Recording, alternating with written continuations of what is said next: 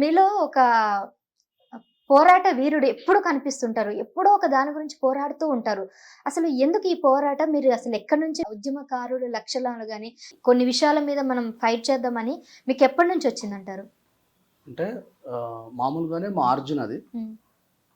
సమస్య మీద స్పందించాలనేటువంటి, అంటే వేల సంవత్సరాలుగా వివక్షతను అనుభవించినటువంటి వ్యక్తులం కాబట్టి వివక్షత కనబడితే స్పందించే గుణం మా డిఎన్ఏలో ఉంటుంది. రెండో విషయం, నేను అంబేద్కర్ గారిని 2007లో, అంతకుముందే నేను అబ్రాడ్ వెళ్ళి జాబ్ చేసి వచ్చాను. సో 2007లో అంటే నేను చదువుకునే క్రమంలో ఎక్కడ అంబేద్కర్ గారి గురించి రిజర్వేషన్ అనుభవించుంటే బహుశా ఒకవేళ సంవత్సరాలు హాస్టల్లో చదువుకొని ఉంటే నాకు అంబేద్కర్ గారి గురించి తెలుసదేమో. ఆ పరిస్థితి లేకుండా ఉండడం వల్ల నేను అంబేద్కర్ గారిని తెలుసుకోలేకపోయాను. నేను అబ్రాడ్కి వెళ్ళి జాబ్ చేసి సహజంగానే నిజామాబాద్ జిల్లా, కరీంనగర్ జిల్లా వాళ్ళంతా కూడా పంజాబ్లో ఎట్లాగైతే ఆర్మీలో జాయిన్ అవుతారో మా ఏరియా వాళ్ళంతా కూడా మా తాతల టైం నుంచి అబ్రాడ్లో జాబులు చేస్తే ఉండడం వల్ల అటు వెళ్ళడానికి ఎక్కువగా ప్రిఫరెన్స్ ఇచ్చేవాళ్ళం అన్నట్టు. అబ్రాడ్ లైక్ అంటే సౌదీ అటు సైడ్ నేను అరబ్ కంట్రీస్ అరబ్ కంట్రీస్లో చేశాను. అక్కడ వచ్చిన తర్వాత 2007లో డాక్టర్ కదిరి కృష్ణ గారు, ఆయన నిజామాబాద్ జిల్లా, కరీంనగర్ జిల్లా అదంతా పర్యటిస్తూ చాలా పెద్ద మొత్తంలో అంబేద్కర్ గారి ఆలోచన విధానాన్ని సమాజంలో పరిచయం చేస్తున్నటువంటి సందర్భాల్లో నేను మా ఊర్లో రెంజర్ల భూమన్న అని చెప్పి మా అన్న మీటింగ్ తీసుకెళ్ళడం జరిగింది. ఫస్ట్ టైం మీటింగ్ విన్న తర్వాత అసలు మా జీవితం ఏంది, మేము ఎట్లా ఇక్కడ దాకా సర్వైవ్ అయినాం, అసలు మా పూర్వీకులు ఏంది, మేమంతా ఏంది అనే విషయం తెలుసుకున్నాం. ఫస్ట్ మీటింగ్లో విన్న తర్వాత అంబేద్కర్ గారు అనేటువంటి మహానుభావుడు కేవలం ఒక మాలమాదిగల నాయకుడు గారి ప్రచారంలో ఉన్నాడు. అసలు ఈ దేశంలో ఉన్న సబ్బండ పీడిత వర్గాలందరికీ కోసం నిలబడ్డటువంటి వ్యక్తి.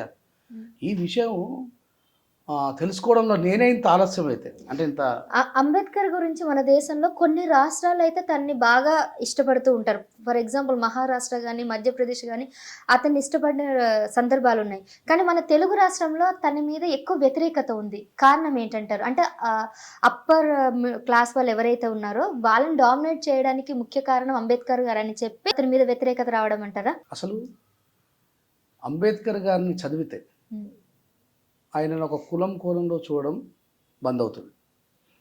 అంటే పాఠ్యాంశ పుస్తకాలలో అంబేద్కర్ గారి జీవన చిత్రాన్ని పెట్టకపోవడం ఒక సమస్య అయితే, ఆయన యొక్క చరిత్ర ప్రచారంలో ఉండకపోవడం ఇంకో సమస్య. ఫస్ట్ మనం ఆయన అర్థం చేసుకోవడంలో కొంచెం వెనకబడడం వెనకాల కారణం ఏంటంటే, ఆంధ్రప్రదేశ్ ఏదైతే ఉందో అది మద్రాసుతో మమేకమై ఉంది. తెలంగాణ స్వతహాగా ఒక దేశంగా ఉండేది, హైదరాబాద్ ఇంతకుముందు నిజాములు పాలించారు. సో మాకు కమ్యూనిజం పోరాట పటిమ మా రక్తంలో ఉంటుంది తెలంగాణ వాళ్ళకి. సో ఆంధ్ర వాళ్ళకి ఏంటంటే ఆ బ్రిటిష్ వాళ్ళ కంటెంట్కు చాలా దగ్గర ఉండడం వల్ల తొందరగా వాళ్ళకి విద్య కావచ్చు, మిగతా అన్నీ వచ్చినాయి.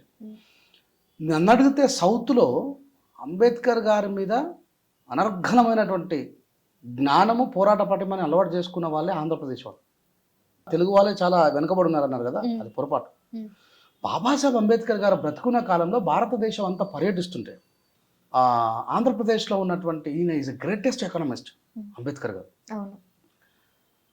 ఈ కమ్మ వాళ్ళు, కాపులు, ఈ రెడ్డిలు అందరూ అంటే వాళ్ళకు కూడా కమ్యూనిజం భావజాలం ఉండేది కదా. వాళ్ళంతా అంబేద్కర్ గారు పిలిపించుకొని ఒక మాట అడుగుతారు, సార్ మేము ఫ్యూచర్లో ఏ బిజినెస్ మీద ఇన్వెస్ట్ చేస్తే మేము ఎక్కువ లాభపడతాం, మీరు ఆర్థిక శాస్త్రవేత్త కదా అంటే, అప్పుడు బాబాసాహెబ్ అంబేద్కర్ ఎడ్యుకేషన్ మీద ఇన్వెస్ట్ చేయండి అన్నాడు.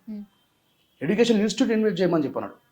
అట్లా మీకు విజయవాడలో ఆ పరిసర ఆంధ్ర వీటిలలో కూడా చాలా బౌద్ధానికి సంబంధించినటువంటి నలంద విశ్వవిద్యాలయం ఇట్లాంటి పేర్లు ఉంటాయి మీకు. ఇదంతా కూడా బాబాసాహెబ్ అంబేద్కర్ గారు సజెస్ట్ చేసినాయి. సబ్స్క్రైబ్ చేయండి. Please do subscribe to. Please like, share and subscribe to top Telugu TV. Top Telugu TV. Top Telugu TV.